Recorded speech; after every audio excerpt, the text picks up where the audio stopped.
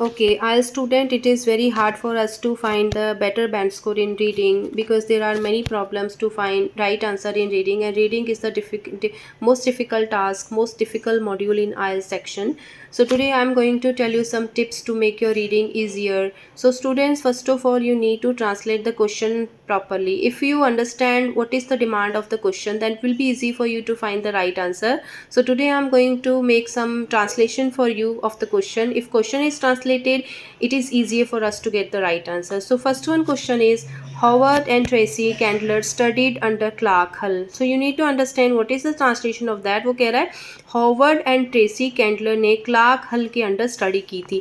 कई बार opposite statement मिल जाती है हमें, और कई बार स्टेटमेंट को थोड़ा सा घुमा के प्रेजेंट करते हैं. ये ऑपोजिट स्टेटमेंट दे सकते हैं कि उन्होंने उसके अंडर स्टडी की थी, तो आपको समझना है. वो कह रहे हैं हॉवर्ड और ट्रेसी कैंडलर ने क्लार्क हल के अंडर स्टडी की थी. So Clark Hull was the senior one, तो ये आपको समझना है. Number second, the Kendler stand their subject separately in the 2 stages of their experiment but not in how to integrate the 2 action.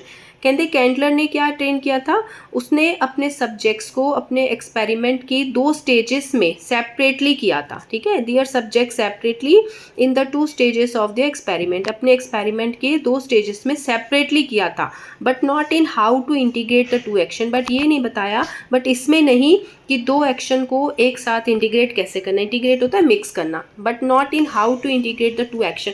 2 actions को एक साथ इंटीग्रेट कैसे करना है, इसमें नहीं किया था उसने.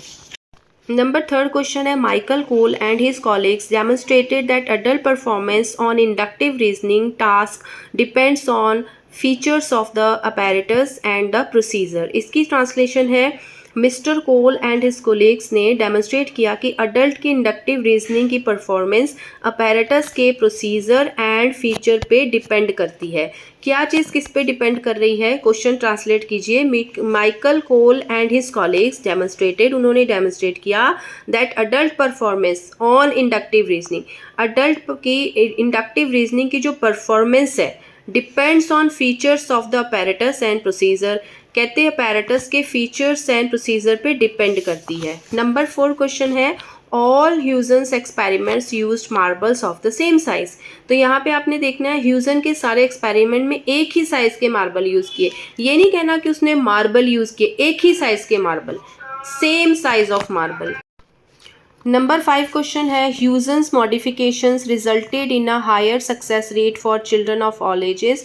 ह्यूजन के बदलाव ने सभी उम्र के बच्चों में हाई रेट की सफलता दी है. तो आपको क्वेश्चन का आंसर ढूंढने से पहले you have to translate the question statement properly. If you are able to translate the question statement, then no one can stop you to get the right answer. So what you have to do to improve your reading, you have to make more translation. Do translation every day, one passage translate every day to make and improve your reading section. Thank you.